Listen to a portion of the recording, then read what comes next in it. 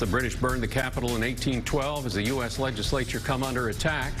More than 200 years, countless security improvements later. How did this happen? Good evening. I'm Alan Martin. I'm Elizabeth Cook. KPIX 5's Wilson Walker put that question to the experts today. Wilson? Liz, all of the warning signs were there. An angry crowd, online chatter about storming the Capitol.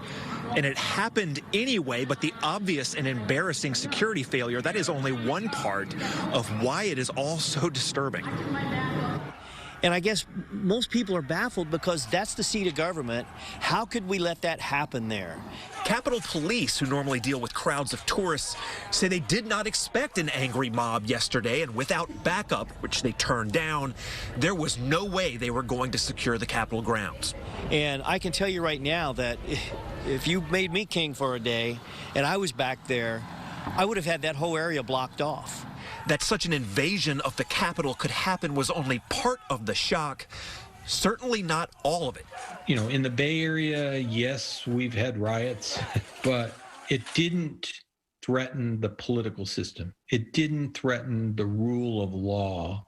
The Bay Area's protest heyday was generally marked by peaceful protesters being descended upon by police.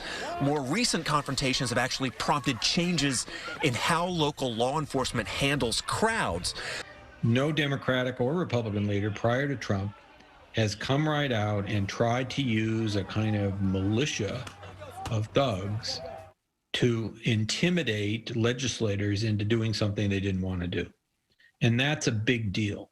That, he says, is the real distinction. Not just an angry crowd, but a mob deliberately targeting the very heart of our government. But I think there are enough people in America right now that are worried about the state of democracy that you simply can't overlook this distinction. It's a very important distinction.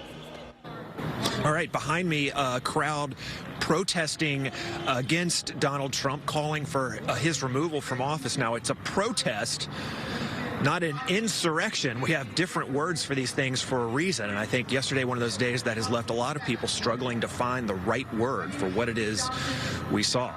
Live here in San Francisco, Wilson Walker, KPIX 5.